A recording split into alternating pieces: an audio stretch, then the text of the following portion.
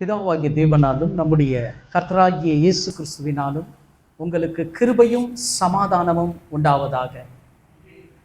ஆழமான வேத பாட வகுப்பிற்கு வந்திருக்கக்கூடிய அன்பு சகோதர சகோதரிகளை ஆண்டவராகிய இயேசு கிறிஸ்துவின் நாமத்தினாலே உங்களை வாழ்த்தி வரவேற்கிறேன்.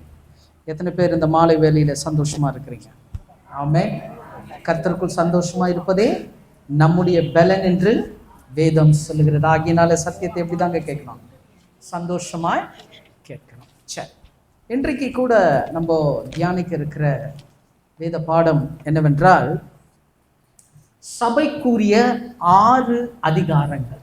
சபைக்குரிய 6 அதிகாரங்கள் அல்லது கிறிஸ்தவர்களுக்குரிய 6 அதிகாரங்கள். கிறிஸ்தவர்களுக்குரிய 6 அதிகாரங்கள் என்ற தலைப்பில் இன்றைக்கு நம்ம இந்த சத்தியத்தை தியானிக்க போறோம். அதற்கு ஆதாரமாக யோவான் 1ஆம் அதிகாரம் 12வது வசனம். யோவான் 1:12. அவருடைய நாமத்தின் மேல் விசுவாசம் உள்ளவர்களாய் அவரை ஏற்றுக்கொண்டவர்கள் எத்தனை பேர்களோ அத்தனை பேர்களும் தேவனுடைய பிள்ளைகளாகும்படி அவர்களுக்கு அதிகாரம் கொடுத்தார். பாத்தீங்களா? இந்த வசனத்தை கொஞ்சம் கூர்ந்து கவனிச்சீங்கன்னா 3 தரப்பு ஜனங்களை குறித்து இங்க பேசப்பட்டிருக்கும். ஆனால் இதை நம்ம படிக்கும் போது ஏதோ பிளைனாக இருக்கிற மாதிரி இருக்கும். ஆனால் இந்த வசனம் யோவான் 1:12 3 தரப்பு ஜனங்களை குறித்து பேசப்பட்டிருக்கும். 1, அவர் நாமத்தின் மேல் விசுவாசம் உள்ளவர்கள். 2, ஏற்றுக்கொண்டவர்கள். 3, தேவ பிள்ளைகள் ஆனவர்கள். ஸோ இந்த 3 தரப்பை குறித்து அங்கு பேசப்பட்டிருக்கும். குறிப்பாக சபை என்று எடுக்கும் பொழுது அல்லது தேவனால் தெரிந்து கொள்ளப்பட்ட ஜனங்கள் என்று எடுக்கும் பொழுது 3 பிரிவுகள் உண்டு. அது நீங்க பார்க்கணும்னா வெளிப்படுத்தல் 17ஆம் அதிகாரம் 13-14 வசனத்தை வாசிக்கலாமே. வெளிப்படுத்தல் 17ஆம் அதிகாரம் 13-14. இவர்கள் ஒரே யோசனை உள்ளவர்கள். இவர்கள் தங்கள் வல்லமையையும் அதிகாரத்தையும் மிருகத்திற்கு கொடுப்பார்கள். எதுக்கு கொடுப்பாங்களா? மிருகத்துக்கு. ஒரு கூட்டத்தார் தங்கள் அதிகாரத்தை எங்க கொடுப்பாங்களா? மிருகத்திற்கு கொடுப்பார்கள். இவர்கள் ஆட்டுக்குட்டி ஆனவருடனே யுத்தம் பண்ணுவார்கள். மிருகத்துக்கிட்ட அதிகாரத்தை கொடுத்துட்டு யார் கூட யுத்தம் பண்ணுவாங்களாம்? ஆட்டுக்குட்டியானவருடனே யுத்தம் பண்ணுவார்கள். ஆட்டுக்குட்டியானவர் கர்த்தாதி கர்த்தரும் ராஜாதி ராஜாவுமாய் இருக்கிறபடியால் அவர்களை ஜெயிப்பார். அவரோடு கூட இருக்கிறவர்கள், இப்போ ஆட்டுக்குட்டியானவரோடு கூட இருக்கிறவர்கள் அழைக்கப்பட்டவர்களும் தெரிந்து கொள்ளப்பட்டவர்களும் உண்மை உள்ளவர்களுமாய் இருக்கிறார்கள். ஆமென். எப்படி இருக்காங்களா? உண்மை உள்ளவர்களா இருக்கிறார்கள். அப்ப 3 தரப்பு கூட்டத்தாரை குறித்து அந்த இடத்துல சொல்லப்பட்டிருக்கு. அங்க மிருகத்துக்கு ஒரு கூட்டத்தார் என்ன பண்றாங்க? அதிகாரத்தை கொடுத்துட்டு யார் கூட யுத்தம் பண்றாங்க? ஆட்டுக்குட்டியானவரோட யுத்தம் பண்றாங்க. ஆட்டுக்குட்டியானவர் அவங்களோட சேர்ந்து அந்த மிருகத்தை சேர்ந்த ஜனங்களோட சேர்ந்து யுத்தம் பண்ணும் போது ஆட்டுக்குட்டியானவர் கூட இருக்கிறவங்க யாருங்க? அழைக்கப்பட்டவர், தெரிந்து கொள்ளப்பட்டவர், உண்மை உள்ளவர். பாத்தீங்களா? அப்போ இந்த 3 தரப்பு கிறிஸ்தவர்கள் உண்டு. இப்போ விஷயம் என்னன்னா, இந்த 3 தரப்பு தான் இங்க சொல்லி இருக்குது.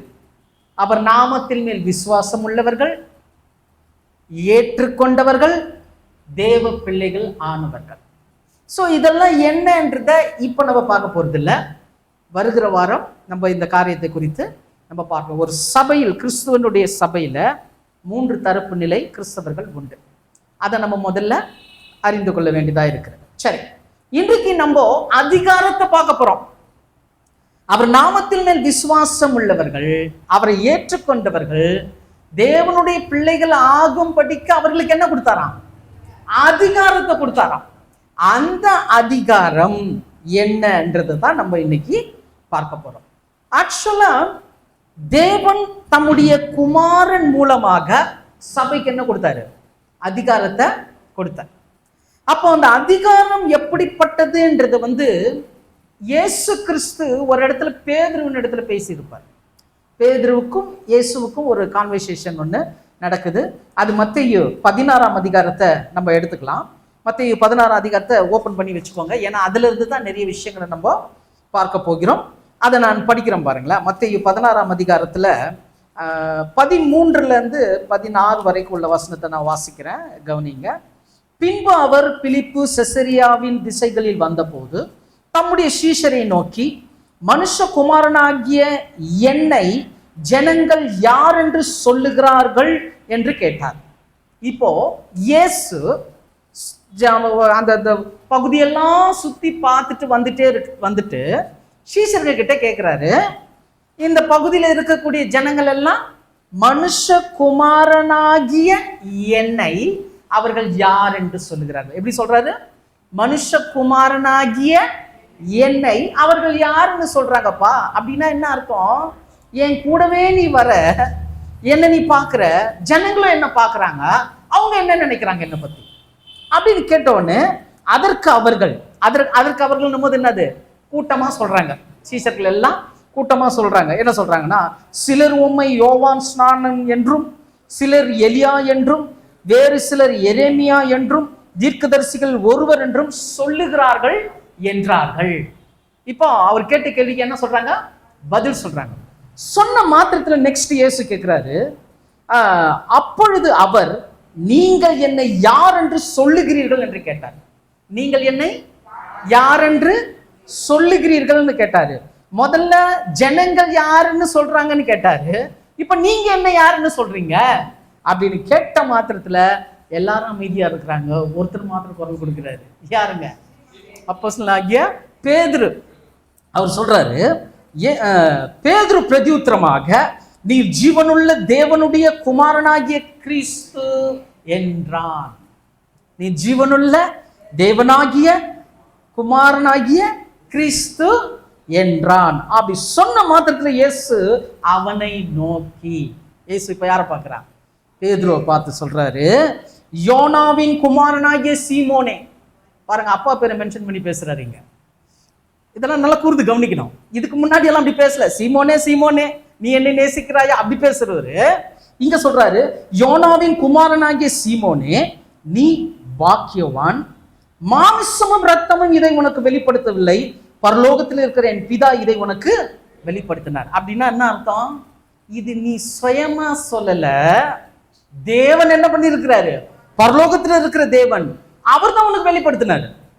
அவர் தான் இப்ப உன் மூலியமா சொல்றாரு, நான் கிறிஸ்துன்றத உன் வாயினால என்ன பண்றாரு? அறிக்கை வச்சாரு. ஆக்சுவலா இயேசு பேசினது எல்லாமே சுயமாய் பேசல. அவரே சொல்லியிருக்கார், நான் சுயமாய் பேசவில்லை, சுயமாய் செய்யவில்லை, சுயமாய் சொல்லவில்லை. ஏன்னா பிதா எனக்கு என்ன சொன்னாரோ அதுதான் என்ன பண்ணி இருக்கிறார்? இயேசு பேசியிருக்கிறார்னா, இப்ப பிதா தான் சொல்லியிருப்பாரு இயேசு கிறிஸ்துக்கு என்னன்னு, ஜனங்கள் என்னை பத்தி என்ன நினைக்கிறாங்கன்னு கேளு. இப்ப இயேசுவும் கேட்டாரு. இப்போ கேள்வியே கேட்டு பதில பேதுரு மூலமா தேவனே சொல்றாரு. அதுதான் இயேசு சொல்றாரு, ரத்தமும் மாமிசமும் இதை உனக்கு அறிவிக்கல, பரலோகத்தில் இருக்கிற என் பிதா தான் உனக்கு அறிவித்திருக்கிறார்னு. ஏன் இந்த மாதிரி கேள்வியை தேவனே கிறிஸ்துவின் மூலமாய் கேட்டு பதிலை சீசன் மூலமாக ஏன் தேவனை வெளிப்படுத்துறாருன்னா, நம்ம தெரிஞ்சுக்கணும்ன்றதுக்காக. விளங்குதுங்களா? சபையார இப்போ இருக்கக்கூடிய சபை தெரிஞ்சுக்கணும். ஏன்னா பேதுரு தேவனுடைய ஆலயத்துக்கு அடையாளம். அப்படி சொல்லிட்டு நெக்ஸ்ட் சொல்றாரு, மேலும் 18வது வசனம், மேலும் நான் உனக்கு சொல்லுகிறேன். அந்த மேலும் அப்படின்றது ரொம்ப முக்கியம். ஏன்னா ரத்தமும் மாம்சமும் உனக்கு அறிவிக்கல, பரலோகத்தில் இருக்கிற பிதா தான் உனக்கு அறிவிச்சாரு. முதல்ல ஆரம்பிக்கும் போது என்ன சொல்லிட்டாரு? நீ பாக்கியவான் சொல்லிட்டாரா? நீ பாக்கியவான் சொல்லிட்டு இரண்டாவது சொல்றாரு, மேலும் நான் உனக்கு சொல்லுகிறேன், நீ பேதுருவாய் இருக்கிறாய், இந்த கல்லின் மேல் என் சபையை கட்டுவேன், பாதாளத்தின் வாசல்கள் அதை மேற்கொள்வதில்லை, பரலோக ராஜ்யத்தின் திறவுகோல்களை நான் உனக்கு தருவேன், பூலோகத்தில் நீ கட்டப்பட்டிருக்கும் பூலோகத்துல நீ கட்டுகிறது எதுவோ அது பரலோகத்தில் கட்டப்படும், பூலோகத்தில் நீ கட்ட அவிழ்க்கிறது எதுவோ அது பரலோகத்திலும் கட்ட அவிழ்க்கப்பட்டிருக்கும் என்றார். அப்படின்ட்டு ஒரு 6 காரியத்தை சொல்றாரு. அப்போ பேதுரு தேவனுடைய ஆலயத்திற்கு சபைக்கு நிழலா இருக்கிறாரு. இந்த கல்லின் மேலதான் என்ன பண்ணுவாரு? சபைய கட்டுவேன்னு சொல்லியிருக்கிறார். இப்போ அந்த காரியத்தை நம்ம கூர்ந்து கவனிக்கும் போது முதல் வெளிப்பாடு, ஒரு சபைக்குரிய முதல் வெளிப்பாடு, நம்மள ஜீவனுள்ள தேவனுடைய ஆலயமா இருக்கிறோம். இந்த ஆலயத்தினுடைய முதல் வெளிப்பாடு என்னன்னா, இயேசு யாருன்றத தேவன் நமக்கு கற்றுக் கொடுக்கணும். விளங்குதா? இயேசு யாருன்றத தேவன் தான் கற்றுக் கொடுக்கணும். ஜென்ரலா எல்லாரும் என்ன பண்றாங்கன்னா, இயேசு அப்படின்ற ஒரு நாமத்தை தெரிஞ்சுக்கிட்டு நம்ம என்ன பண்றோம், இயேசு இயேசுன்னு பேசுறோம். ஆனா வேதம் சொல்லுது, எபிரேயர் 6ஆம் அதிகாரத்தை வாசித்து பார்த்தீங்கன்னா தெரியும், கிறிஸ்துவை பற்றி சொல்லிய மூல உபதேசம். அப்போ இயேசுவை குறித்து சில மூல உபதேசங்கள்லாம் இருக்கு. தேவனுக்கு சித்தமான அதெல்லாம் நம்ம பார்க்க போறோம். இப்போ இந்த 6 அதிகாரத்தை, முதல்ல இந்த அதிகாரத்தை பார்த்துட்டு, இந்த அதிகாரத்தினால யார் பிரயோகிக்கிறார் அதுதான் நெக்ஸ்ட் வீக் பார்க்க போறோம். 3 தரப்புல யார் பிரயோகிக்கிறார். ஜெனரலா நம்ம கடந்து வந்த பாடத்துல எல்லாமே நம்ம எப்படி பார்த்தோம்னா, அவுட்டரா பார்த்தோம். என்னன்னா, தேவன் சபைக்கு செய்யறது. அதுல நிறைய பேர் கேள்வியை கேட்டாங்க. சிலர் உண்மையா இல்ல, உண்மையில சிலர் உண்மையா இல்ல. ஃபார் எக்ஸாம்பிள், ரோமன் கேத்தலிக் எல்லாம் எடுத்துக்கிட்டா இன்னும் எதுல இருக்கிறாங்க, உருவ வழிபாடுல இருக்கிறாங்க. சில டினாமினேஷன்ல வேற வேற மாதிரி எல்லாம் இருக்கிறாங்க. ஆனா கிருபையின் காரியங்கள், ஈவுன்றது எல்லாருக்குமே சமம். ஆனா பெற்றுக்கொள்றது யாரு, அதை பெற்றுக்கொள்ளணுமே. எல்லாருமே பெற்றுக்கொள்ள முடியுமான்னா, இந்த அதிகாரத்துல இருக்கிறவங்களுக்கு மட்டும்தான் அது முடியும். இல்லைங்களா? அது கேட்டகரி என்ன பண்றாரு, பிரிக்கிறாரு. நீங்க சாதாரணமாவே பார்த்தீங்கன்னா, ஒரு பழங்களையோ ஒரு எதையாவது ஒன்று எடுத்தீங்கன்னா தரம் பிரிப்பாங்க. First quality, second quality, third குவாலிட்டின்னு தரம் பிரிப்பாங்க. எல்லாத்துலேயுமே உண்டு, எல்லாத்துலேயுமே உண்டு தரம், எல்லாத்துலேயுமே உண்டு. சபையிலையும் உண்டு. விளங்குதா? சபையிலையும் தேவன் என்ன பண்றாரு, அந்த தரத்தை பிரிக்கிறார். ஆனா என்னன்னா, அந்த முதல் தரத்துக்கு நம்ம மாறணும். அதான் ரொம்ப முக்கியம். அந்த முதல் தரத்துக்கு நம்ம மாறணும். அதுக்கு தான் சத்தியம், அதுக்கு தான் சபை, அதுக்கு தான் தேவன் நமக்கு என்ன பண்றாரு, ஒரு மெய்ப்பனை கொடுத்து நம்மளுக்கு சத்தியத்தை கற்றுக் கொடுக்கிறார். அதை நம்ம தெளிவா புரிஞ்சுக்கணும். சரி, இப்போ இந்த 6 அதிகாரங்கள் என்னன்றதை நம்ம சுருக்கமாக நம்ம பார்க்கலாம். முதலாவது அதிகாரம் என்னன்னா, அங்க சொல்றாரு இல்லையா, நீ பாக்கியவான், நீ பாக்கியவான். இதன் மூலம் சபைக்கு கிடைச்ச முதல் அதிகாரம் என்னன்னா, பரலோகத்தின் அதிகாரமே நமக்கு கிடைச்சது. என்ன அதிகாரம் கிடைச்சதுங்க? பரலோகத்தின் அதிகாரம். முதல் அதிகாரம் பரலோகத்தின் அதிகாரம். ஏன்னா நீ பாக்கியவான்னு இயேசு என்ன பண்ணாரு, பேதுருவை பார்த்து சொன்னார். ஏன் சொன்னாரு, ஏன் சொன்னாரு பாக்கியவான்? தேவனே என்ன பண்ணி இருக்கிறாரு, உனக்கு ரத்த மாமிசம் இல்ல, லிட்டரல் பாடி, உன்னுடைய யோசனை கிடையாதுப்பா. இது யார் கொடுத்திருக்கா? தேவனே கொடுத்திருக்கிறாரு. இததான் சொல்றாரு பரலோகத்தின் அதிகாரம். ஒவ்வொரு கிறிஸ்தவர்களுக்கும் முதல்ல நம்ம பெற்றுக்கொண்ட அதிகாரம் என்னன்னா, பரலோகத்தின் அதிகாரம். நமக்கு பின்னாடி ஒரு பரலோகம் செயல்படுதுன்றதை நம்ம மறந்துடக்கூடாது. விளங்குதுங்களா? நம்ம செய்யற எல்லா காரியத்தையும் பரலோகம் பார்க்குது. நமக்குரிய ப்ரொடெக்ஷனை எதுதான் கொடுக்குது? பரலோகம் தான் கொடுக்குது. அதுல நம்ம தெளிவா இருக்கணும். அப்போ நம்ம எதை டிபெண்ட் ஆகிருக்கணும்னா, எதை சார்ந்து இருக்கணும்னா, எதை சார்ந்து இருக்கணும்? பரலோகத்தை சார்ந்து இருக்கணும். புரியுதுங்களா? அந்த பரலோகத்தை சார்ந்ததாய் நம்ம வாழணும். அதனால இது முதல் காரியம், நீ பாக்கியவான். ஏன்னா இந்த பூமியில, பூலோகத்துல இருக்கக்கூடிய நமக்கு பரலோகத்தோட கனெக்ஷன் கிடைச்சது. ஒரு இன்னொரு இயற்கைக்கு அப்பாற்பட்ட ஒரு உலகத்திலிருந்து, அதுவும் தேவன் வாசம் செய்கிற அந்த இடத்திலிருந்து நமக்கு என்ன கிடைச்சிருக்குங்க, அந்த அதிகாரத்தை நாம் பெற்றிருக்கிறோம். அப்போ பாக்கியவான் அப்படின்னு நீங்க சொல்லியிருக்க. ஆக்சுவலா பைபிள்ல நீங்க பாத்தீங்கன்னா 2 தரப்பு ஆட்கள் இருப்பாங்க. ஃபார் எக்ஸாம்பிள் சொல்லணும்னா, நீதிமான் அப்படின்னு எடுத்துக்கிட்டா, பழைய ஏற்பாடுல என்ன பண்றாங்க, இருக்காங்களா? நீதிமான் இருக்காங்க. புதிய ஏற்பாடுலயும் நீதிமான் இருக்காங்க. அந்த அந்த டிஃபரன்சியேஷன் முதல்ல நம்ம புரிஞ்சுக்கணும். ஃபார் எக்ஸாம்பிள், உபாகமம் 25:1 வாசிங்க. உபாகமம் 25:1. மனிதருக்குள்ளே வழக்குண்டாய் அவர்கள் நியாயம் விசாரிக்கப்பட நியாயஸ்தலத்திலே வந்தால் நீதிபதிகள் நீதிமானை நீதிமான் என்றும் குற்றவாளி என்றும் தீர்க்க கடவர்கள். புரியுதுங்களா? நீதிமான எப்படி தீர்க்கணும்? நீதிமான தீர்க்கணும். குற்றவாளியை தீர்க்கணும். ஏன்? அப்ப நீதிமான் இருந்திருக்கிறாங்க. புரியுதுங்களா? இந்த நீதிமான் எப்படின்னா, அந்த பிரமாணத்துக்கு, நியாய பிரமாணத்தின்படி செய்கிறவர்கள் என்னவா இருக்கிறாங்க, அப்போ நீதிமானா இருக்கிறாங்க. அதனால தான் இயேசு சொன்னாரு, மத்தேயு 9ஆம் அதிகாரம் 13வது வசனம். மத்தேயு 9:13.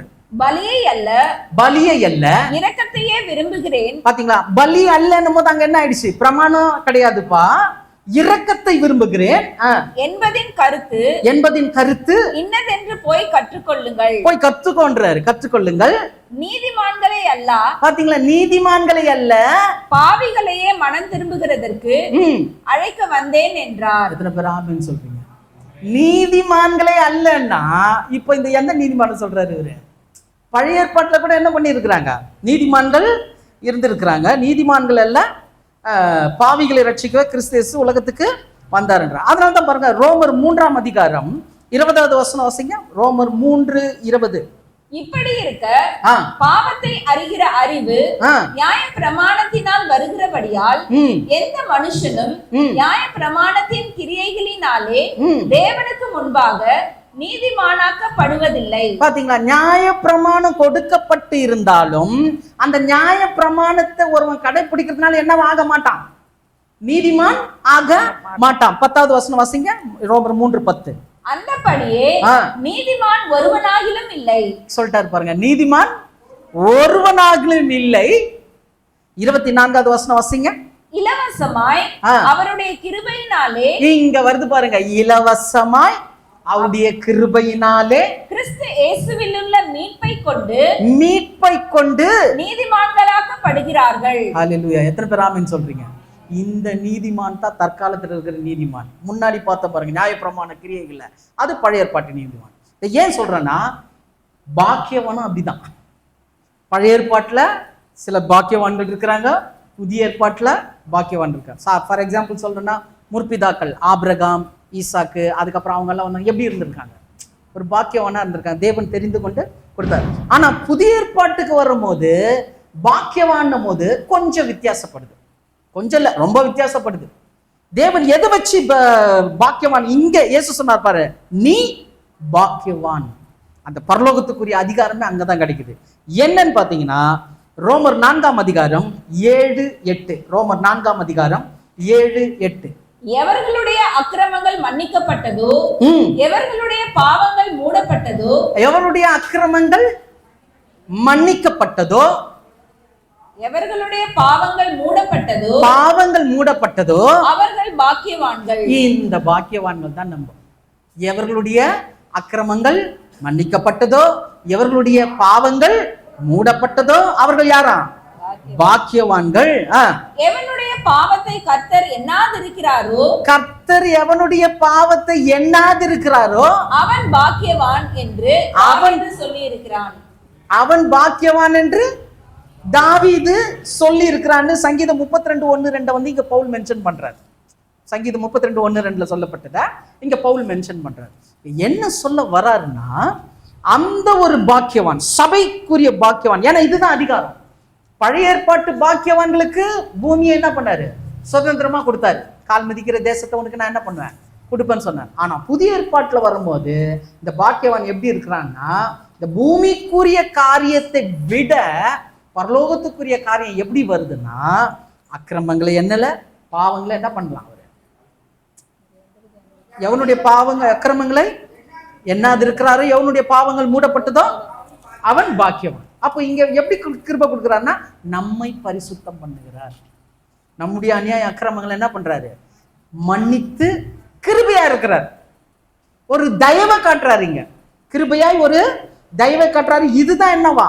புது உடன்படிக்கைன்னு எபிரேயர் 8ஆம் அதிகாரம் 12-13 வாசிங்க. எபிரேயர் 8:12-13. ஏனெனில் நான் அவர்கள் அநியாயங்களை கிருபையாய் மன்னித்து, அநியாயங்களை கிருபையாய் மன்னித்து அவர்கள் பாவங்களையும் அக்கிரமங்களையும் இனி நினையாமல் இருப்பேன் என்று கர்த்தர் சொல்லுகிறார். இனி நினையாமல் இருப்பேன் என்று கர்த்தர் சொல்லுகிறார். புது உடன்படிக்கை என்று, இதுதாங்க புது உடன்படிக்கை என்று அவர் சொல்லுகிறதினாலே முந்தினதை பழமையாக்கினார். பழமையானதும் நாள்பட்டதுமாய் இருக்கிறது. உருவழிந்து போக காலம் சமீபித்திருக்கிறது. பழைய உடன்படிக்கை காலம் சமீபித்திருக்கிறது. விளங்குதுங்களா? புரிஞ்சுதுங்களா? அப்போ புது உடன்படிக்கை பண்றாராம். இந்த புது உடன்படிக்கை தான் என்னது? அக்கிரமங்களை கிருபையா மன்னித்து பாவங்களை கர்த்தர் எண்ணாது இருக்கிறார். புரியுதுங்களா? அந்த மன்னிப்பு, அந்த மகிமையை தான் எங்க சொல்றாரு புது உடன்படிக்கை. அப்ப இதனால என்ன இயேசு சொன்னார் பாருங்க, நீ சபையை பார்த்து, சபைக்கு நிழலா இருக்கக்கூடிய பேதுருவை பார்த்து நீ பாக்கியவான் ஏன் சொன்னார்னா, தேவன் பேதுருக்கு என்ன பண்ணாரு? வெளிப்படுத்தினாரு. ஒரு கனெக்ஷன் வந்துதான். தேவன் பேதுருவின் இடத்துல ஒரு வெளிப்பாடை கொடுத்தாரு. வெளிப்பாடை கொடுத்ததுனால இயேசு சொன்னாரு நீ பாக்கியவான். சொல்லுங்கதா. இப்போ அப்படியே சபைக்கு வரும்போது பரலோகத்துக்குரிய அதிகாரம் எப்படி வருதுன்னா, இன்னைக்கு உங்களுக்கும் எனக்கும் வெளிப்பாடெல்லாம் எங்கிருந்து தான் வருது? பரலோகத்துல இருந்து வருது. இது ஒரு உடன்படிக்கை. ஒவ்வொரு விசுவாசியும் தேவனோடு கிறிஸ்து இயேசுவின் ரத்தத்தினால என்ன பண்ணப்பட்டிருக்கிறோம்? உடன்படிக்கை பண்ணப்பட்டிருக்கிறோம். இந்த உடன்படிக்கை என்னன்னா, ரத்தம் முன்னாடி இருக்கும்போது என்னுடைய பாவங்களும் என்னுடைய அக்கிரமங்கள் தேவனுடைய பார்வையில அது என்னவா தெரியல, பெரிதாய் தெரியல. ஏன் தெரியல தெரியுமா? நம்ம என்ன பண்றோம்? அறிக்கையிட்டு மன்னிப்பு தேவ சமூகத்துல என்ன பண்றோம்? நம்ம பாவங்களை நம்ம அறிக்கையிட்டு மன்னிப்பு கேட்கும் போது கர்த்தர் மன்னிக்கிறார். நான் செஞ்சுக்கிட்டே இருப்பேன், கர்த்தர் என்ன மன்னிக்காம அப்படியே மறந்து அப்படியே இருப்பாருன்றது புது உடன்படிக்கை கிடையாது. அது வேற உடன்படிக்கை. அதுக்கு நமக்கு சம்பந்தம் இல்லை. புது உடன்படிக்கை என்றது என்னன்னா, நான் என் பாவத்தை உணர்ந்து தேவ சமூகத்துல ஒப்பு கொடுத்து தாழ்த்தும் போது என்னை மன்னிக்கிறார். மாத்திரமல்ல, நான் செய்ததை மறக்கிறார். புரியுதுங்களா? நான் செய்ததை என்ன பண்றாரு? மறக்கிறாரு. அடுத்த முறை அவர் என்கிட்ட எப்படி அப்ரோச் வச்சுக்கிறாருன்னா, அப்பா பிள்ளை உறவுல தான் வச்சுக்கிறாரு தவிர, போன தடவை நீ செஞ்ச பத்தியா அப்படின்னு என்ன பண்றது இல்லை. அவரை ஓடிட்டு காண்பிக்கிறதுல இன்னொரு கிருபை என்ன தெரியுமா? அந்த குற்ற உணர்வு கூட நமக்குள்ள வைக்கிறது இல்லை. நம்ம செஞ்ச பாவத்துல நம்ம மன்னிப்பு கேட்ட பிறகு அந்த குற்ற உணர்வு மறுபடியும் வருதா? வரலங்க. இதுதாங்க புது உடன்படிக்கை. இதுதான் பரலோகத்தின் அதிகாரம். கிறிஸ்தவர்களுக்கு கிடைக்கிற முதல் அதிகாரம் பரலோகத்தின் அதிகாரன்றத மறந்துடக்கூடாது. ரெண்டாவது இயேசு அங்க சொல்றது என்னன்னா, நீ பாக்கியவான் சொல்லிட்டு 18வது வசனத்துல சொல்றாரு, நான் உனக்கு சொல்லுகிறேன், நீ பேதுருவா இருக்கிறாய், இந்த கல்லின் மேல் என் சபையை கட்டுவேன். என்ன சொல்றாரு? என் சபையை கட்டுவேன். எவ்வளவு ஒரு ஆர்டரா சொல்றாரு பாருங்க, என் சபையை கட்டுவேன் அப்படின்றார். இங்க ரெண்டாவது ஒரு அதிகாரத்தை தேவன் சபைக்கு கொடுக்கிறாரு பேதுரு மூலமாக. என்ன கொடுக்கிறாருன்னா, பிதாவினிடம் சேரும் அதிகாரம். பிதாவினிடம் சேரும் அதிகாரம். ஏன்னா என் சபையை கட்டுவேன்ட்டார். யார் மூலியமா? பேதுரு மூலியமா. பேதுரு மூலியமா என்ன பண்ணிட்டாரு? பிதா சபையை கட்டுவேன்னு சொல்லிட்டார். ஸோ முதல் சபை ஆரம்பிக்கப்பட்டது ஏற்கனவே நம்ம பார்த்து தான் இருக்கிறோம். முதல் சபை எங்க ஆரம்பிச்சதுங்க? சீனாய் மலை அடிவாரத்துல ஆரம்பிச்சுதா? அது வாசிங்க. யாத்ராகமம் 32:28. யாத்ராகமம் 32:28. என்ன ஆச்சுங்க? அப்பா லேவியின் புத்திரர் மோசே சொன்னபடியே செய்தார்கள். அந்நாளில் ஜனங்களில் ஏறக்குறைய 3000 பேர் விழுந்தார்கள். என்ன ஆச்சு அங்க? முதல் சபை கட்டளையை கொடுக்கிறாரு. கட்டளையை கொடுத்து மோசே கிட்ட 10 கட்டளையை கொடுத்து என்ன பண்றாரு? போய் சபையாருக்கு கூடுன்றாரு. அவர் இறங்கி வரும்போது இவங்க என்ன பண்ணாங்க? கண்ணுக்குட்டியை செஞ்சு வச்சுக்கிட்டு முதல் கட்டளையை மீறிட்டாங்க. உடனே மோசேக்கு என்ன ஆயிடுச்சு? பயங்கர கோவம் வந்துடுச்சு. உடனே அந்த இடத்துல என்ன பண்றாருன்னா பிரிக்கிறாரு. பிரிச்சு லேவியின் புத்திரர்கிட்ட சொல்றாரு, ஒரு பட்டயத்தை எடுத்துட்டு போய் என்ன பண்ண எல்லாரையும் போட்டுரு அப்படின்றாரு. அப்ப எத்தனை பேர் செத்தாங்க அங்க? 3000 பேர் மரித்தார்கள்னு சொல்லுது. இது பழைய உடன்படிக்கை, அந்த பழைய இதுல வந்தது. ஆனா பிதாவின் இடத்துல சேர்றது எப்படின்னா, இப்போ இயேசு பேதுருவை பார்த்து சொன்னாரு, இந்த கல்லின் மேல் தான் நான் என்ன பண்ணுவேன்? சபையை கட்டுவேன். அப்போ சபையின் ஆரம்பம் எங்கங்க? அந்த பெந்தகோஸ்தே நாளில, அந்த டே ஆஃப் பெண்டகாஸ்ட்ல எல்லாரும் என்ன பண்றாங்க? கூடி இருக்கும் போது பரிசுத்த ஆவியானவரால என்ன பண்றாங்க? நிரப்பப்பட்டு இறங்கி வந்து, இப்போ அங்க இவங்க பேசின மொழியை பார்த்து அங்க என்ன ஆயிட்டாங்க? பழைய ஆட்கள் எல்லாரும் வந்துட்டாங்க. வந்துட்டு இது என்னப்பா இது இப்படி பேசுறாங்களே இவங்க அப்படின்னு சொல்லிட்டு அந்த இடத்துல பேதுரு முதல் பிரசங்கத்தை பண்றாரு. பேதுரு என்ன பண்றாருங்க? ஃபர்ஸ்ட் பிரசங்கம் பண்றாரு. அந்த பிரசங்கத்துல என்ன ஆச்சுங்க? வாசிங்க. அப்போஸ்தலர் 2ஆம் அதிகாரம் 41வது வசனம். அப்போஸ்தலர் 2:41. அவனுடைய வார்த்தையை சந்தோஷமாய் ஏற்றுக்கொண்டவர்கள், எங்க பேதுருவுடைய வார்த்தையை சந்தோஷமா ஏற்றுக்கொண்டவர்கள் ஞானஸ்நானம் பெற்றார்கள். அன்றைய தினம் ஏறக்குறைய 3000 பேர் சேர்த்துக் கொள்ளப்பட்டார்கள். எத்தனை பேர் சபையில சேர்த்தாங்களா? 3000 பேர். அங்க எத்தனை பேர் செத்தாங்க? 3000 பேர் அங்க இறந்தாங்க. இங்க 3000 பேர் சபையில சேர்க்கப்பட்டாங்க. ஏன் சேர்க்கப்பட்டாங்கன்னா இப்போ கொஞ்சம் ஒரு அதிகாரம் வந்துச்சு. என்ன தெரியுமா? தேவனிடத்துல சபை கிட்டி நெருங்கிடுச்சு. விளங்குதுங்களா? ஏன்னா பிதா வாக்கு தத்தம் பண்ண உன்னத பலனாகிய பரிசுத்த ஆவியை என்ன பண்ணாரு? தேவன் அவர்கள் மேல பொழிந்தருளினார். அப்ப என்ன ஆயிடுச்சுன்னா ஒரு கனெக்ஷன் வந்துடுச்சு. சபைக்கும் பரலோகத்துக்கும், பரலோகத்தில் இருக்க தேவனுக்கும் என்ன ஆயிடுச்சுங்க? ஒரு கனெக்ஷன் வந்த உடனே அந்த கனெக்ஷன் தான் பாருங்க நமக்கு கிடைத்த 2வது அதிகாரம். அதனால தான் அப்போஸ்தலனாகிய பவுல் சொல்றாரு பாருங்க, எபேசியர் 2ஆம் அதிகாரம் 18-19. எபேசியர் 2ஆம் அதிகாரம் 18-19. அந்தபடியே நாம் இருதரத்தாரும் ஒரே ஆவியினாலே, இங்க பாருங்க, ஒரே ஆவியினாலே பிதாவினிடத்தில் சேரும் ஸ்லாக்கியத்தை அவர் மூலமாய் பெற்றிருக்கிறோம். ஒரே நிமிஷம். இப்ப என்ன சொல்றாங்க? இருதரத்தாரும் ஒரே ஆவியினாலே எங்க சேர்ந்தோமா? பிதாவினிடத்தில் சேர்ந்தோம். அதுதாங்க அந்த பெந்தகோஸ்தே நாள்ல. புரியுதுங்களா? தேவன் தம்முடைய ஆவியை பொழிந்தருளும் போது இப்ப எல்லாரும் என்ன ஆயிட்டாங்க? யார் கூட ஜாயிண்ட் ஆயிட்டாங்க? இதுவரைக்கும் கிறிஸ்துவை முகமுகமாய் தரிசித்து நடந்த சீஷர்கள் அல்லது சபை இப்போ வித்தியாசப்பட்டுச்சு. என்ன தெரியுமா? தேவனோடு கூட ஒரு உறவு வந்துச்சு. அல்லங்கதா? புரியுதுங்களா? தேவனோடு கூட ஒரு உறவு வந்து. இப்ப கண்டினியூ பண்ணுங்க சிஸ்டர். ஆகையால் நீங்கள் இனி அந்நியரும் பரதேசிகளுமாய் இராமல் பரிசுத்தவான்களோடே ஒரே நகரத்தாரும் தேவனுடைய வீட்டாருமாய் இருந்து, அப்பா, தேவனுடைய வீட்டாருமாய் இருந்து. வழங்குதுங்களா? புரியுதுங்களா? இப்போ என்ன ஆயிட்டாங்க? தேவனிடத்துல சேரும் அதிகாரத்தை யார் பெற்றுக்கொண்டாங்க? யாரு? நம்ம. நல்லதுங்களா? சபை அங்க பெற்றுக்கொண்டது. இப்போ சுலபமா இந்த வசனம் வந்துச்சு. என்ன வந்துச்சு? தேவனிடத்தில் சேரும் ஸ்லாக்கியம். ஆனா தேவனிடத்துல மனுக்குலம் சேர முடியுமா அப்படின்றது ஒரு கேள்விக்குறி. நல்லதா? ஏன்னா வசனம் அதே பவுல் தான் சொல்றாரு பாருங்க. 1 தீமோத்தேயு 6ஆம் அதிகாரம் 14, 15, 16. 1 தீமோத்தேயு 6ஆம் அதிகாரம் 14, 15, 16 வசனம் வாசிக்கும் போது கூர்ந்து கொஞ்சம் கவனிங்க. எல்லாவற்றையும் உயிரோடு இருக்க செய்கிற தேவனுடைய சன்னிதானத்திலேயும் பொந்திய பிலாத்துவின் முன்னின்று நல்ல அறிக்கையை சாட்சியாக விளங்க பண்ணின கிறிஸ்து இயேசுவினுடைய சன்னிதானத்திலேயும் உனக்கு கட்டளையிடுகிறேன். என்ன சொல்றாரு? இப்போ ஒரு கட்டளை வருது. பவுல் கட்டளை கொடுக்கிறாரு. என்னன்னா 2 விஷயத்தை சொல்றாரு. ஒன்னு தேவனுடைய சன்னிதானம், இன்னொன்னு பொந்தியு பிலாத்து கிறிஸ்துவை குறித்து என்ன பண்ணாரு? சாட்சி கொடுத்தாரு. பிலாத்து ஒரு அந்நிய அதிகாரி யாரை குறித்து சாட்சி கொடுத்தாரு? இயேசுவை குறித்து சாட்சி கொடுத்தாருல. அந்த இயேசுவினுடைய சன்னிதானத்திலும் எப்படி வருது பாருங்க வசனம். தேவனுடைய சன்னிதானத்திலும் இயேசு கிறிஸ்துவினுடைய சன்னிதானத்திலும் நான் உனக்கு கட்டளையிடுவது அந்த பிரசன்னமாகுதலை தேவன் தம்முடைய காலங்களில் வெளிப்படுத்துவார். இந்த கட்டளையை கொடுக்கிறேன்னு சொல்லிட்டு அந்த பிரசன்னமாகுதலை தேவன் தம்முடைய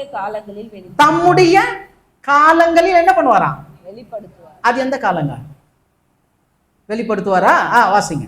அவரே நித்தியானந்தமுள்ள, நல்லா கவனிங்க, நித்தியானந்தமுள்ள ஏக சக்கராதிபதியும் ராஜாதி ராஜாவும் கர்த்தாதி கர்த்தாவும் ஒருவராய் சாவாமை உள்ளவரும், ஆமென், ஒருவராய் சாவாமை உள்ளவரும், சேரக்கூடாத ஒளியில் வாசம் பண்ணுகிறவரும், ஆமென், சேரக்கூடாத ஒளியில் வாசம் பண்ணுகிறவரும், மனுஷரில் ஒருவரும் கண்டிராதவரும் காணக்கூடாதவருமாய் இருக்கிறார். இருக்கிறவர். எத்தனை பேர் ஆமென் சொல்றீங்க? தேவனை குறித்து எவ்வளவு பெரிய டெஃபினேஷன் கொடுக்கிறாரு பாருங்க. இந்த டெஃபினேஷன் ஏன் கொடுக்கிறாரு தெரியுமா? இந்த தேவனோடு கூட நீங்களும் நானும் சேர்றதுக்குரிய அதிகாரத்தை பெற்றிருக்கிறோம். எத்தனை பேர் ஆமென் சொல்றீங்க? அதனால தான் நம்ம ஜெபிக்கிறோம். எங்க ஒன்னாலும் எப்ப ஒன்னாலும் எந்த நம்பிக்கையில நம்ம ஜெபிக்கிறோம்? ஆண்டவரே பிதாவே உம்மை நோக்கி நான் வேண்டிக் கொள்ளுகிறேன், இயேசு நாமத்தினால நான் ஜெபிக்கிறேன். எப்படிங்க பண்ண முடியுது? ஜெபத்துக்கு ஆதாரம் என்ன தெரியுங்களா? பிதாவாகிய தேவனிடத்துல சேரக்கூடிய அதிகாரத்தை உங்களுக்கு நான் பெற்றிருக்கிறோம். அதனால தான் இடம் ஏவல் பார்க்காம எங்க வேணுமாலும் நம்ம என்ன பண்றோம்? தேவனை நோக்கி இயேசுவின் நாமத்தினால என்ன பண்றோம்? சோ சபைக்கு கிடைக்கின்ற 2வது அதிகாரம், விசுவாசிகளுக்கு கிறிஸ்தவர்களுக்கு கொடுக்கப்படுகிற 2வது அதிகாரம் என்னன்னா பிதாவினிடம் சேரும் ஸ்லாக்கியம். அதுல இந்த எபேசியர் 2:22 வாசித்து முடிங்க. எபேசியர் 2:22. அவர் மேல் நீங்களும் ஆவியினாலே தேவனுடைய வாசஸ்தலமாக கூட்டி கட்டப்பட்டு வருகிறீர்கள். இப்போ சபை கூட்டி கட்டப்பட்டு வருதான். எங்க கட்டப்பட்டு வருது? எதுல கட்டப்பட்டு வருது? ஆவியினாலே.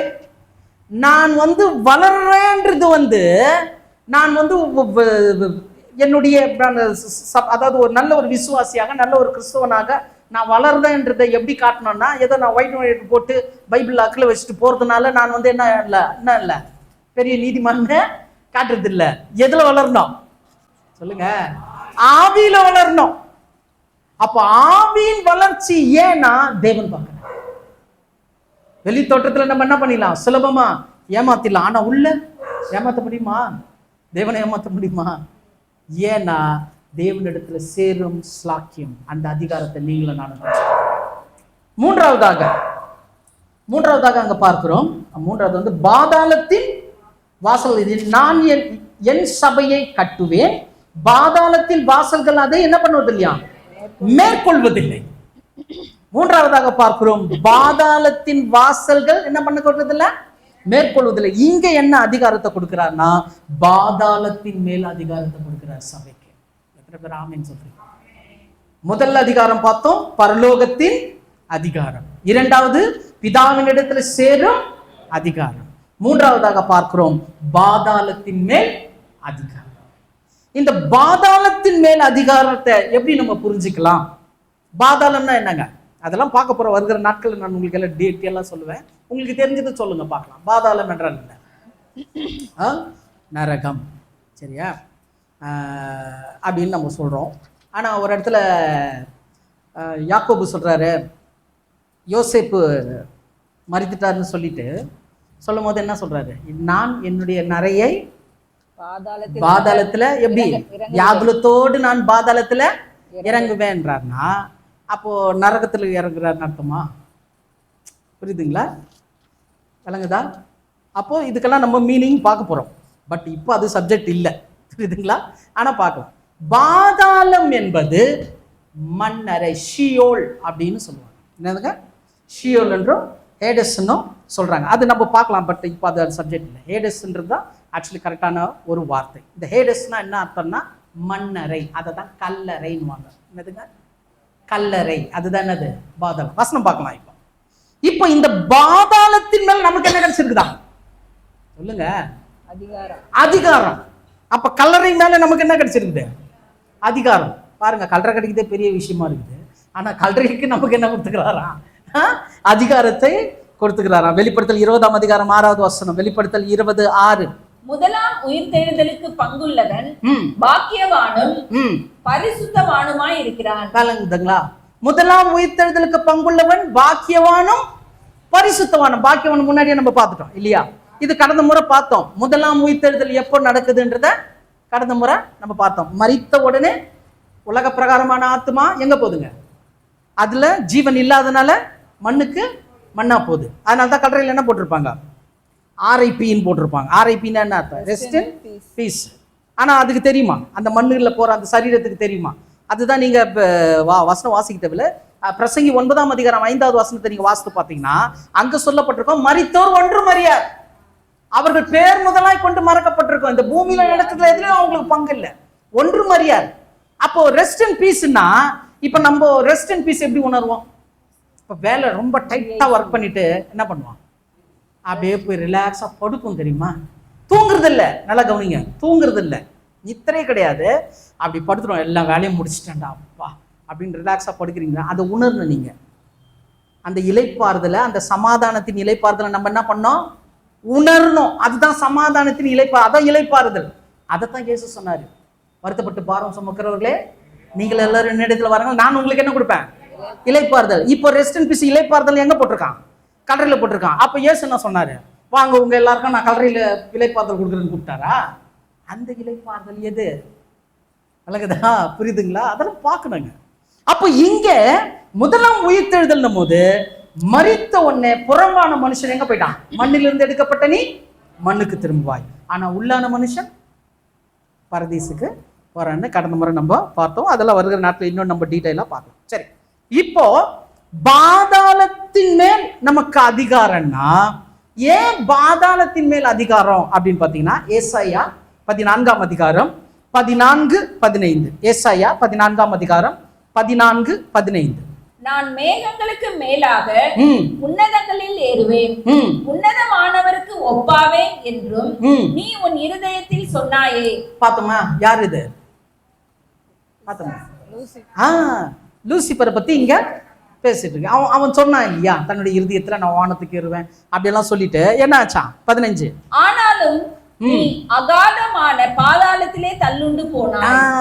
அகாதமான பாதாளத்தில் தள்ளுண்டு போனாய் அப்படின்னு தமிழ்ல இங்க வருதுங்களா? ஆக்சுவலா இது அந்த ஒரு அதாவது அகாதமான பாதாளம். அகாதமான பாதாளம்னா என்னன்னா நமக்கு புரியாது. ஏன்னா தமிழ்ல சில விஷயங்களை தமிழர்களாகிய தமிழருக்கு என்ன பண்றது இல்ல, தெரியுது இல்ல. இங்க இந்த அகாதமான பாதாளத்துல தள்ளுண்டு போனா என்ற அந்த ஒரு வசனத்தை மாத்திரம் எடுத்தீங்கன்னா எபிரேயத்துல எப்படி இருக்குன்னா, ஷியோல் போல் எரேகா அப்படின்ற ஒரு வார்த்தை. ஷியோல் போர் எரேகா அப்படின்னா என்ன அர்த்தம்னா, your abode it's Hades the place of death. அதாவது உன் உறைவிடம் மரணத்தின் இடமான பாதாளம். உன் உறைவிடம், சாத்தானை பார்த்து சொல்றாரு, உன் உறைவிடம் மரணத்தின் இடமான பாதாளம். அதைத்தான் இங்க என்ன போட்டிருக்காங்க, அகாதமான பாதாளத்தில் தள்ளுண்டு போனாய். ஆனா தேவன் என்ன பண்ணிட்டாரு, சாத்தானை எங்க நியமிச்சிட்டாரு? அவன் உறைவிடமே எங்க தானா? பாதாளத்துல இருக்கிற உன்னுடைய இடம் மரணத்தின் இடமான பாதாளம். இப்போ பாதாளம் யாருடைய கண்ட்ரோல்ல இருக்குது சொல்லுங்க? சாத்தானுடைய கண்ட்ரோல். ஏன்னா அது அவனுடைய இடம், சாத்தானுடைய உறைவிடம். இப்போ என்ன நடக்குதுன்னா, மரித்தோர் எங்க போறாரு? பாதாளத்துக்கு தான் போறாரு. ஏன் போறாருன்னா அவன் போன வழி அது. அந்த வழியை திறந்தது யாரு? சாத்தான். லூசிபர் தான் திறந்தான் அந்த வழியை. புரியுதுங்களா? மரித்தோர் இவன் எங்க போறானோ அவன் மனுக்குலத்தை சாபத்துல விழ வச்சதுனால மனுக்குலமே எங்க போகுதுங்க? அதே பாதாளத்துக்கு போகுது. இப்போ அவன் என்ன ஆகுறானோ அதே மாதிரி தேவனுடைய பிள்ளைகளும் ஆகணும்ன்றது லூசிபருடைய கனவு. விளங்குதா? இப்ப நமக்கு என்ன பண்றோம்? பாதாளத்தின் அதிகாரம்னு ஏன் சொல்றாங்கன்னா, இந்த காரியத்தை குறிச்சு யோபு சொல்றாரு பாருங்களேன். யோபுல இருந்து ஒரு 2-3 வசனம் வாசிக்கலாம். யோபு 7ஆம் அதிகாரம் 9வது வசனம். யோபு 7:9. மேகம் பறந்து போகிறது போல பாதாளத்தில் இறங்குகிறவன் இனி ஏறி வரான். என்னவா? பாதாளத்தில் இறங்குகிறவன் இனி ஏறி வரான். இதாங்க பாதாளத்தின் ஆதிக்கம். சாத்தான் என்ன பண்றாரு? அவருடைய உறைவிடம் பாதாளம். இப்ப அதுல மனுஷன் போனான்னா என்ன பண்ண முடியாதான்? ஏறி வர முடியாதுன்னு யோபு சொல்றாரு. அதே யோபு 14:13. யோபு 14:13. நீர் என்னை பாதாளத்தில் ஒழித்து உமது கோபம் தீரும் மட்டும் என்னை மறைத்து என்னை திரும்ப நினைக்கும்படிக்கு எனக்கு ஒரு காலத்தை குறித்தால் நலமாயிருக்கும். எப்படி சொல்றாரு பாருங்களேன். நீ என்ன பாதாளத்துல வச்சுட்டு என்ன பண்ணுமா? ஒரு தயவுசெய்து மறுபடியும் ஆசிங்க சிஸ்டர். நீர் என்னை பாதாளத்தில் ஒழித்து உமது கோபம் தீரும் மட்டும் என்னை மறைத்து. கோபம் தீரும் மட்டும் என்னை மறைத்துனா என்ன அர்த்தம்? இப்ப சாபத்தினால என்ன ஆயிட்டாரு? அவர் எங்க போயிட்டாரு? பாதாளத்துக்கு போயிட்டாரு. இப்ப தேவன் கோபம் தீரும் மட்டும் என்ன பண்ணுவான்? மறைத்து என்னை திரும்ப நினைக்கும்படிக்கு, திரும்ப உள்ள போனவரை நினைக்கும்படிக்கு எனக்கு ஒரு காலத்தை குறித்தால் நலமாயிருக்கும். அப்படி ஒரு காலம் தான் நல்லா இருக்குமே ஆண்டவரே. நான் பாதாளத்துல வந்துட்டேனே, பாதாளத்துக்குள்ள போயிட்டேனே, கொஞ்ச நாளைக்கு என்ன மறுபடியும் உம்முடைய சிந்தையில வர்ற மாதிரி ஒரு காலம் இருந்தா நலமா இருக்கும். அப்போ பாதாளத்தின் ஆதிக்கம் பாத்தீங்களா? விளங்குதா? எவ்வளவு இதுவா இருக்கு. அதே யோபு 17ஆம் அதிகாரம் 13-14. 17ஆம் அதிகாரம் 13-14. அப்படி நான் காத்து கொண்டிருந்தாலும் பாதாளம் எனக்கு வீடாயிருக்கும். என்னமா இப்ப கடைசியில என்ன ஆயிடுச்சு? பாதாளம் எனக்கு வீடா இருக்கும். இருளில் என் படுக்கையை போடுவேன். எங்க இருளில் படுக்கையை போடுறேன். அழிவை பார்த்து நீ எனக்கு தகப்பன் என்கிறேன். அழிவை பார்த்து நீ எனக்கு தகப்பன். புழுக்களை பார்த்து நீங்கள் எனக்கு தாயும் எனக்கு சகோதரியும் என்கிறேன். பாத்தீங்களா எப்படி ஒண்ணுக்கு ஒண்ணு ஐக்கியம் ஆயிடுச்சு பாருங்க இந்த சரீரம். இரவு தான் அவருக்கு படுக்கையா, அந்த இருள் தான் படுக்கையா. அந்த அழிவை பார்த்து என்ன சொல்றாரா, இது தகப்பன்னும் அந்த புழுக்களை பார்த்து தாயினும் சகோதரன்னு சொல்லுனா அப்ப என்ன ஆயிட்டாங்க, அங்க பாதாளத்திலே மனுஷனுடைய நிலைமை, குடும்பமே அங்க வந்துருச்சு. ஏறி வர முடியாது, மேல குடும்பத்தை பார்க்க முடியாது. அவருக்கு ஒரு புது குடும்பம் வந்துருச்சு. எதுக்குள்ள? பாதாளத்துக்குள்ள ஒரு குடும்பம் வந்துருச்சு. அதனால தான் பாருங்க யோபு 24:19 வாசிங்க. 24:19. வறட்சியும் உஷ்ணமும் உறைந்த மழையை பட்சிக்கும், அப்படியே பாதாளமானது பாவிகளை பட்சிக்கும். பாத்தீங்களா, பாதாளமானது யாரை பட்சிக்குமா? பாவிகளை பட்சிக்க. இதுதாங்க பாதாளத்தின் ஆதிக்கம். ஆனா நமக்கு என்ன கொடுத்தாரு அதிகாரம்? 3வது அதிகாரம் என்னங்க? பாதாளத்தின் மேல் அதிகாரம். எப்படி வந்தது? வெளிப்படுத்தல் 1ஆம் அதிகாரம் 18வது வசனம். வெளிப்படுத்தல் 1:18. மரித்தேன், ஆனாலும் இதோ சதா காலங்களிலும் உயிரோடு இருக்கிறேன். புரியுதுங்களா அந்த வார்த்தை? மரித்தேன், ஆனாலும் இதோ சதா காலங்களும் உயிரோடு இருக்க. ஏன்னா எங்க போனார் இயேசு? மரித்து. அவரையும் கல்லறையில தான் வச்சாங்க. ஆனா என்ன சொல்றாரு? இதோ சதா காலங்களிலும் உயிரோடு இருக்கிறேன். ஆமென். ஆமென். நான் மரணத்திற்கும் பாதாளத்திற்கும் உரிய திறவுகோல்களை உடையவனாய் இருக்கிறேன். இப்ப பாதாளத்தினுடைய சாவி யார் கையில வந்துருச்சுங்க? இயேசு கிறிஸ்து. ஒரு ஆமென் சொல்லுங்களேன். எவ்வளவு பெரிய காரியம். இந்த பாதாளத்துக்கு நமக்கும் ஒரு குடும்பமே வச்சு அங்க போய் நம்ம அமிழ்ந்து போயிடாதபடிக்கு இயேசு அந்த இடத்துல போயிட்டு, அந்த கல்லறையில போயிட்டு மரணத்தை என்ன பண்ணிட்டாருங்க? ஜெயித்து. இப்ப பாதாளத்துக்குரிய திறவுகோல் யார் கையில இருக்குங்க? கர்த்தராகிய இயேசு கிறிஸ்துவின் கையில இருக்குது. அதனால தான் பவுல் கேட்டார் ஒரு கேள்வி. 1 கொரிந்தியர் 15ஆம் அதிகாரம் 55வது வசனம். 1 கொரிந்தியர் 15:55. மரணமே உன் கூர் எங்கே? மரணமே உன் கூர் எங்கே? பாதாளமே உன் ஜெயம் எங்கே? ஹல்லேலூயா. எத்தனை பேர் ஆமென் சொல்றீங்க? பாதாளமே உன் போடலாம் மண்ணுல, ஆனாலும் அது எதுதான்? அழிவுக்குரிய அதை தான் விதைக்கிறோம். ஆனா உள்ளான மனுஷன் எங்க போயிட்டான்? புரியுதுங்களா? அப்போ ஆண்டவருடைய மறுபடியும் வருகையில என்ன ஆகுது? அந்த ஒண்ணுமே இல்லாத அந்த டஸ்ட், அந்த தூசி மறுபடியும் ஒரு ஜீவனை பெற்று எழும்பி அந்த சரீரத்தை நம்ம அடைந்து கொள்ளுவோம். எவ்வளவு பெரிய மகிமையான காரியம் பாருங்க. இதுதான் பாதாளத்தின் மேல் அதிகாரம். கிறிஸ்தவர்கள் பாதாளம் மூடி பிடித்து வைத்திருக்க முடியாது. பாதாளத்தின் திறவுகோலை உடையவர் நம்ம எழுப்பி விடுவார். எத்தனை பேர் ஆமென் சொல்றீங்க? சோ 57வது வசனம் வாசித்து முடிங்க சிஸ்டர். 57 1 கொரிந்தியர் 15:57. நம்முடைய கர்த்தராகிய இயேசு கிறிஸ்துவினாலே நமக்கு ஜெயம் கொடுக்கிற தேவனுக்கு ஸ்தோத்திரம். ஆமென். நம்முடைய கர்த்தராகிய இயேசு கிறிஸ்துவினாலே நமக்கு ஜெயம் கொடு. இதுதாங்க ஜெயம். இதுதான் பாதாளத்துக்குரிய அதிகாரம். விளங்குதுங்களா? பாதாளம் நம்மள என்ன பண்ண முடியாது? மூட வைக்க முடியாது. சரிங்களா? சோ 4வது அதிகாரம் என்ன அப்படின்னு பாத்தீங்கன்னா, அதுல 19வது வசனம் வாசிக்கிறேன். பரலோக ராஜ்யத்தின் திறவுகோல்களை நான் உனக்கு தருவேன். இதுதான் 4வது காரியம். அதுல இதன் மூலமாக நமக்கு என்ன அதிகாரம் கிடைக்குதுன்னா, ராஜ்யத்தின் திறவுகோல் அதிகாரத்தை நம்ம பெற்றோம். ராஜ்யத்தின் திறவுகோல் அதிகாரம். முதல்ல எதை பெற்றோம்? பரலோகத்தின் அதிகாரம். 2வது பிதாவின் இடத்துல சேரும் அதிகாரம். 3வது பாதாளத்தின் மேல் அதிகாரம். 4வதாக பார்க்கிறோம் ராஜ்யத்தின் திறவுகோல் மேல் அதிகாரம். அதனாலதான் மத்தேயு 3ஆம் அதிகாரம் 2வது வசனம் வாசிங்க. மத்தேயு 3:2. மனம் திரும்புங்கள், பரலோக ராஜ்யம் சமீபித்திருக்கிறது என்று பிரசங்கம் பண்ணினான். மனம் திரும்புங்கள், பரலோக ராஜ்யம் சமீபித்திருக்கிறது. இங்க பேதுருவை பார்த்து இயேசு என்ன சொன்னாரு? பரலோக ராஜ்யத்தின் திறவுகோல்களை நான் உனக்கு தருவேன். கோல்னா அது ஒருமை, கோல்களைனா பன்மை. அழகதா? புரியுதுங்களா? இதுல தெளிவு இருக்கா? ஓகேவா?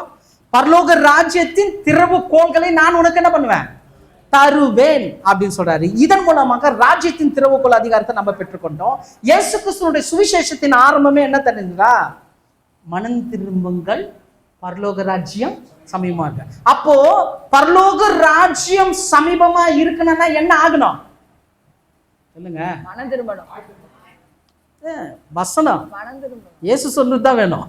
மனம் திரும்புங்கள், பரலோக ராஜ்யம் சமீபமா இருக்குது. அப்ப பரலோக ராஜ்யம் நமக்கு சமீபமானா நம்ம என்ன ஆகணும்? மனம் திரும்பணும்.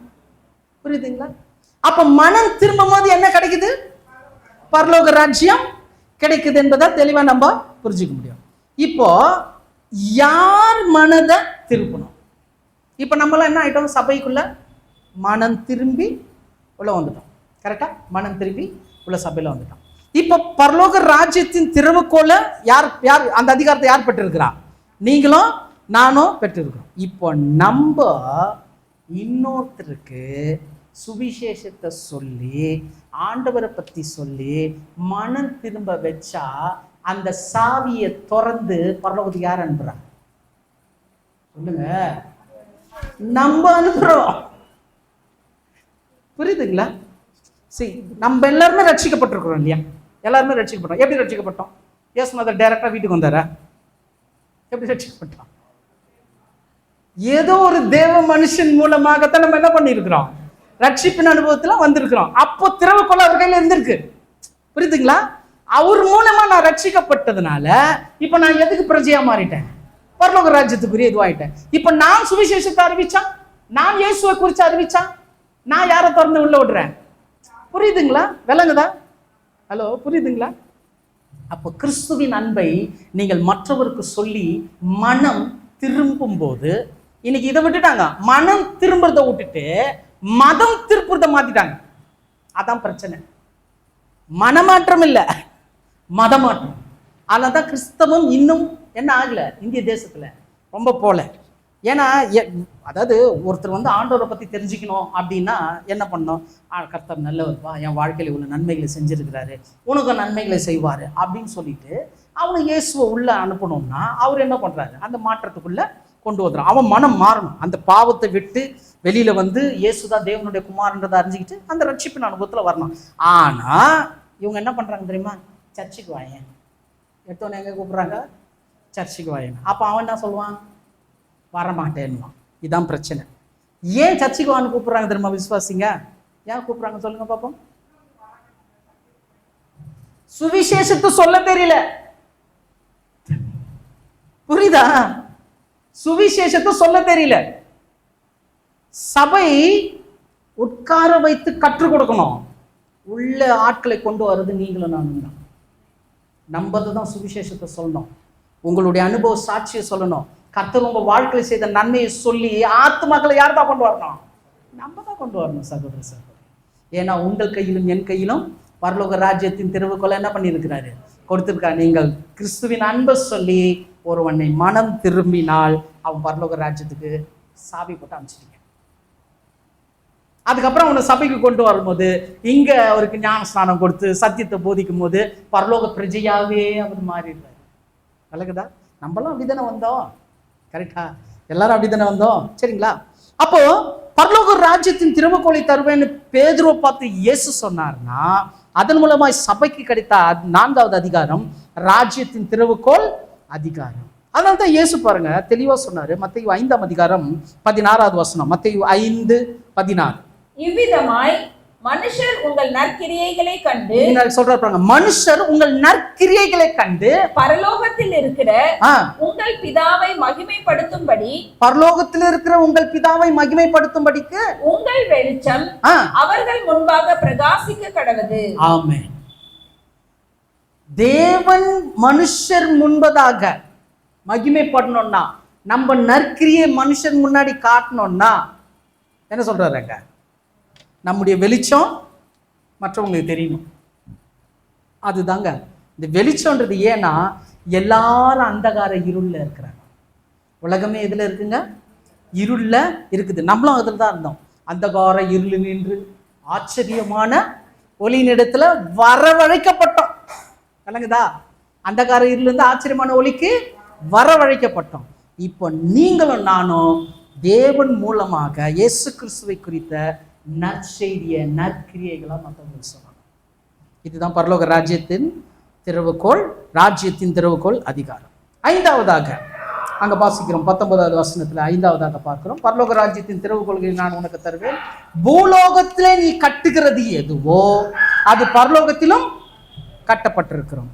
ஐந்தாவதாக பார்க்கிறோம், கட்டும்படியான நாவின் அதிகாரம். இது கொஞ்சம் வித்தியாசப்படுது.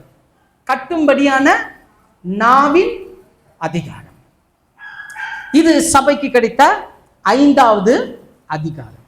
ஏன் நாவின் அதிகாரத்தை, கட்டும்படியான நாவின் அதிகாரத்தை ஏன் சபைக்கு கொடுத்தாராம்? முதல்ல நம்ம நாவை பற்றி தெரிஞ்சுக்கணும். அது டீட்டெயிலாக நம்ம பார்க்கலாம். ஒரு மிக முக்கியமான காரியம் என்னன்னு பார்த்தீங்கன்னா, நீதிமொழிகள் 15ஆம் அதிகாரம் 1, 2, 3. நீதிமொழிகள் 15ஆம் அதிகாரம் 1, 2, 3. மெதுவான பிரதியுத்திரம் உக்கிரத்தை மாற்றும், கடுஞ்சொற்களோ கோபத்தை எழுப்பும்.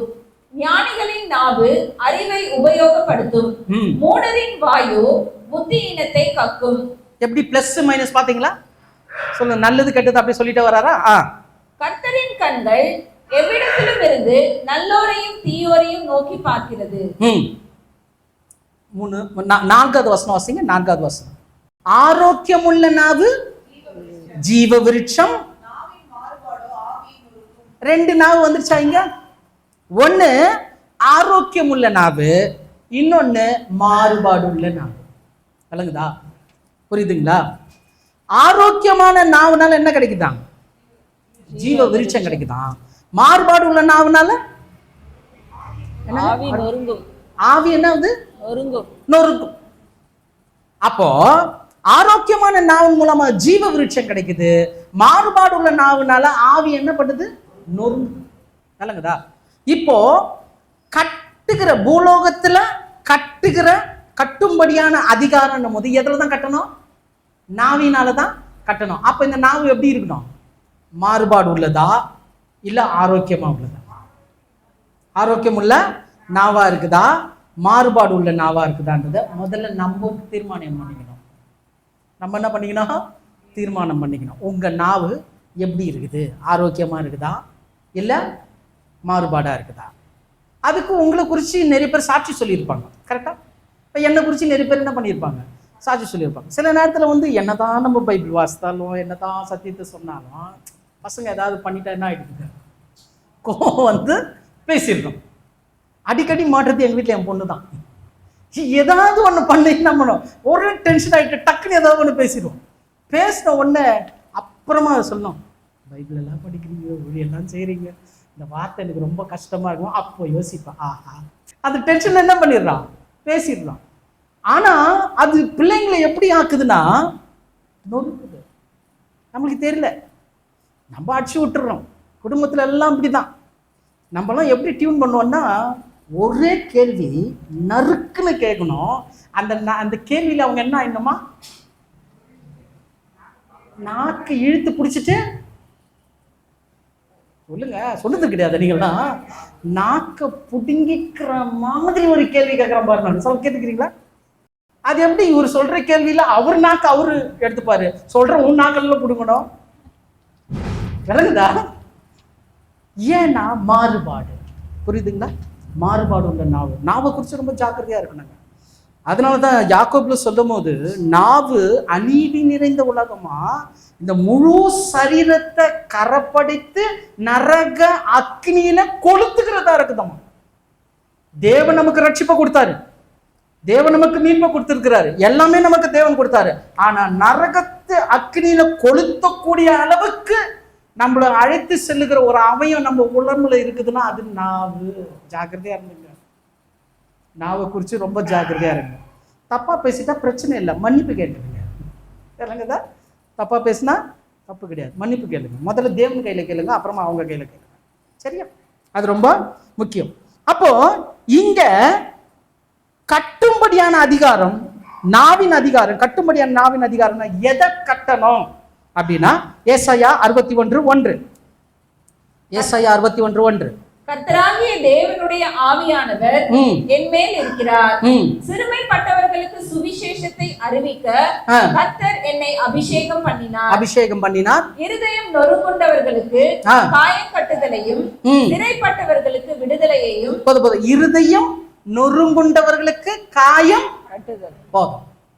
காயம் கட்டுதல் யாருக்கு? இருதயம் நொறுங்குண்டவர்கள். அதுதான் சொன்னேன். இந்த மாறுபாடு உள்ள நாவு என்ன பண்ணக்கூடாது? வரக்கூடாது. ஆரோக்கியமான நாவு ரொம்ப முக்கியம். ஏன்னா காயம் என்ன பண்ணோம்? கட்டுதல்னா அப்போ பேச்சினால என்ன ஆகுது? உள்ள காயமாகுது. சிலர்லாம் சொல்லுவாங்க, கேள்விப்பட்டிருக்கீங்களா? அடிச்சிருந்தா கூட பரவாயில்லைங்க, ஆனா அது ஒரு வார்த்தை சொல்லிட்டாங்க, கேட்டிருக்கீங்களா? அப்ப எந்த அளவுக்கு பாதிப்பு பார்த்தீங்களா? எந்த அளவுக்கு பாதிப்பு. அடிச்சிருந்தா கூட பரவாயில்லைங்க, ஆனா இந்த ஒரு வார்த்தை ஒன்று சொல்லிட்டாங்க, எங்களால தாங்கவே முடியல. சமீபத்தில் ரொம்ப நாளுக்கு முன்னாடி ஒரு நல்ல ஒரு மிலிட்ரி மேன், அவர் ரொம்ப ஒரு அருமையான ஒரு தேவதாசன், பிள்ளைங்களுக்காக ரொம்ப கஷ்டப்பட்டார். 2 பிள்ளைங்க நல்லா வளர்த்து நல்லா ஆளாக்கி எல்லாம் செட்டில் பண்ணார். எல்லாம் செஞ்சு கிஞ்சி முடிச்சு ஒரு சட்டன் ஸ்டேஜில் ஒரு முறை எனக்கு கால் வந்துச்சு, அவர் இறந்துட்டாருன்னு எனக்கு ஆங்க செய்ய முடியல. எப்படி இவர் இறந்தாரு அப்படின்னா, சூசைட் பண்ணிக்கினாருன்னா. எப்படி ஒரு கிறிஸ்தவர் எப்படி சூசைட் பண்ணிக்க முடியும் அப்படின்னு சொல்லிட்டு போன அவங்க மனைவி சொன்னாங்க, அவங்க மக சொன்னாலாம், எனக்காக நீ என்ன செஞ்சிருக்கிற, நீ இருந்தும் பிரயோஜனம் இல்லை, எனக்கு நீ என்ன பண்ண, என் கண்ணு முன்னாடி இருக்காத, செத்துட்டேன் மக. அவ்வளோ மிலிட்ரி மேன், அப்படிப்பட்ட ஒரு ஹானரபுளான ஒரு பர்சன். அந்த ஒரு வார்த்தையில உடஞ்சி மக சொன்ன வார்த்தைக்கு ஆமேன்னு போட்டு தூங்கிட்டேன். அப்போ எப்படி பாதிச்சிருக்கு பார்த்தீங்களா அந்த வார்த்தைக்கு வல்லமை இருக்குதுங்க. தேவனுடைய சாயல்ல நம்ம படைக்கப்பட்டிருக்கோம். தேவன் சகலத்தையும் அப்படிதான் உருவாக்கினாரு. எப்படி உருவாக்கினாரு? வார்த்தையினால வெளிச்சம் உண்டாக கடவுதுனால ஆயிடுச்சு. இப்ப அவருடைய சாயல்ல படைக்கப்பட்ட நம்முடைய நாவுக்கு என்ன இருக்குது சொல்லுங்க? அதிகாரம் இருக்கு. அதனால நல்லதை பேசுங்க, பிரச்சனையை பார்த்து பேசுங்க. யாராவது ரொம்ப கஷ்டப்படுறாங்களா, ரொம்ப பாதிக்கப்பட்டிருக்காங்களா, அவங்கள பார்த்து சொல்லுங்க, கர்த்தர் உங்களை எல்லாவற்றையும் மாற்றுவார், கர்த்தர் உங்களுக்கு சமாதானத்தை கொடுப்பார், கர்த்தர் உங்களுக்கு இதுதாங்க கட்ட அவிழ்க்கிறது. இதுதான் என்ன பண்றதுங்க? கட்டுகிறது, கட்டும்படியான அதிகாரம். அவங்க பிரச்சனைகள் இருந்து அவங்க என்ன பண்ணோம்? தூக்கணும். தரித்திரத்தை கட்டுங்க, வியாதியை கட்டுங்க. புரியுதுங்களா? இப்படி நீங்க எவைகள் எல்லாம் இந்த கட்டும்படியான அதிகாரத்தை நீங்க பயன்படுத்துறீங்களோ, நீங்க சொல்லுவீங்க, பரலோகம் செயல்படும். ஹலோ, விளங்குதா? நீங்க சொல்லுவீங்க, செயல்படுறது இது பரலோகம். அதுதான் கட்டும்படியான அதிகாரம். அதனால பாருங்க, நீதிமொழிகள் 10ஆம் அதிகாரம் 11வது வசனம். நீதிமொழிகள் 10:11. நீதிமானுடைய வாய் ஜீவ ஊற்று. நீதிமானுடைய வாய் என்னவா? ஜீவ ஊற்று. கொடுமையோ துன்மார்க்கனுடைய வாயை அடைக்கும். பாத்தீங்களா? நீதிமானுடைய வாய் ஜீவ ஊற்றுனா என்ன அர்த்தம் தெரியுங்களா? ஜீவ ஊற்றுனா ஏதென்ல வச்சார் பாருங்க, ஜீவ விருட்சத்தின் கனி. அந்த மாதிரி ஜீவ ஊற்று. எப்படி ஜீவ விருட்சத்தின் கனியை சாப்பிட்டா மரணம் வராதோ, ஜீவ ஊற்றை குடிச்சாலும் என்ன வராதுங்க? மரணம் வராது. அந்த ஊற்று யார்கிட்ட இருக்கு தெரியுமா? நம்ம நாவுல இருக்கு.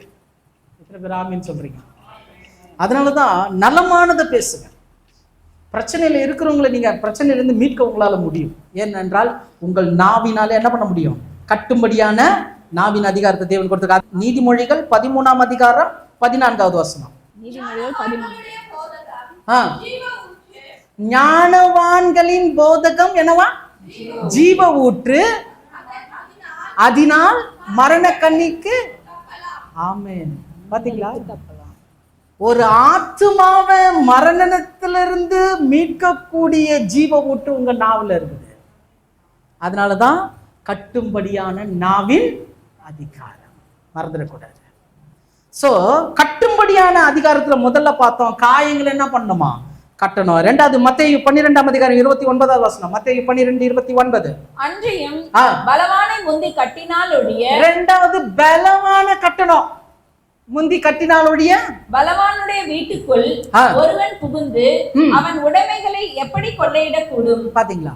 2வது யாரை கட்டணும்? பலவான். யாருங்க பலவான்? சொல்லுங்க. பிசாசு. புரியுதுங்களா? இது நிறைய விஷயங்கள் இருக்கு. நாவை குறித்து நம்ம செப்பரேட்டா பார்க்கும்போது இதுல நிறைய காரியங்கள் நம்ம கற்றுக்கொள்ளலாம். ஆனா இன்னைக்கு இந்த கட்டும்படியான நாவின் அதிகாரம் போது ஒரு பேசிக்கா நம்ம தெரிஞ்சிருக்கிற ஒரு விஷயம் என்னன்னா, சிலருடைய காரியங்களை கட்டும்படியான, ஃபார் எக்ஸாம்பிள் ஏதோ ஒரு விதத்துல பாவ பிடியிலையோ வியாதியின் பிடியிலையோ மரண படுக்கையிலோ அந்த மாதிரி இருக்கிறவங்களுக்கு நம்ம என்ன பண்ணலாம்? உங்க நாவினால விடுதலை கொடுக்க முடியும்ன்றத முதல்ல தெரிஞ்சுக்கீங்களா? இது செஞ்சுட்டு ரெண்டாவது அதிகாரத்தை எப்படி பயன்படுத்தணும்னா பலவான கட்டணும். நிறைய பேர் ஜெபிப்பாங்க, ஆண்டவரே இந்த காரியத்தை செய்யுங்க, ஆண்டவரே இந்த காரியத்தை கட்டுகிறேன், இந்த சூழல் வராதபடி நான் செய்கிறேன். அதிகாரம்லாம் ரொம்ப நல்லா இருக்கும், ஜெபத்துல ரொம்ப நல்லா இருக்கும். ஆனா முக்கியமான மேட்டர் விட்டுருவாங்க. என்னதுக்கு? பலவான கட்ட மாட்டாங்க. நீங்கள் ஜெபிக்கும் போது ஒரு விஷயத்தை புரிஞ்சுக்கங்க. இது அப்படியே கண்ணால பார்க்கலாம். நீங்க ஜெபிக்கும் போது ரெண்டு விஷயம் நடக்கும். ஒண்ணு, பரலோகம் என்ன பண்ணும்? திறக்கும். பரலோகம் திறந்துடும். விளங்குதா? நீங்க ஜெபிக்கும் போது என்ன ஆகுது? பரலோகம் திறக்கணும். ரெண்டாவது என்ன தெரியுமா? சுத்தி சாத்தான் வந்து நின்றுவான். சுத்தி என்ன பண்ணுவான்? சாத்தான் வந்து நிற்பான். ஏன் தெரியுமா? அந்த ஜெபத்தை தடுக்கணும். நீங்க அது புரிஞ்சுக்கலாம். ஜெபிக்கும் போது தான் நிறைய பிரச்சனை வரும். பாத்துக்கிறீங்களா? குடும்பத்தில் இருக்காருங்களா, வாங்க ஜெபம் பண்ணலாம் கூப்பிட்டு பாருங்களேன். இல்லாத பிரச்சனைலாம் அப்போதான் வரும். நிறைய பேர் வீட்டில் பிரச்சனை எப்போ வரும் தெரியுமா? ஞாயிற்றுக்கிழமை காலையில். ஒத்துக்கிறீங்களா? மீட்டிங் ஏதாவது கிளம்பும் ரொம்ப பாதிக்கப்பட்டிருக்கீங்கன்னு நினைக்கிறேன். கர்த்தருக்கு ஸ்தோத்திரம். புரியுதா? ஜெபிக்கும் போது, சபைக்கு கிளம்பும் போது, கர்த்தருடைய வேலையை தான் செய்யும் போது வர. ஏன்? சுத்தி இருக்குதுங்க, சுத்தி இருக்குது. அதான் முன்னாடி பார்த்தோம், 7 ஆவியினுடைய சேனைகள். ரத்தத்தோட மாம்சத்தோட நமக்கு போராட்டம் இல்லை, இந்த ஆவியின் சேனையோட இருக்குது. அப்போ பலவான் என்ன பண்ணோம்? கட்ட கற்றுக்கொள்ளுங்கள். கடைசியாக அந்த வசனம் முடியுது பாருங்க. பூலோகத்திலே நீ கட்ட அவிழ்ப்பது எதுவோ பரலோகத்திலே கட்ட அவிழ்க்கப்பட்டு இருக்கும் என்றார். கடைசியாக பார்க்கிறோம், கட்ட அவிழ்க்கும் நாவின் அதிகாரம். கட்ட அவிழ்க்கும் நாவின் அதிகாரம்.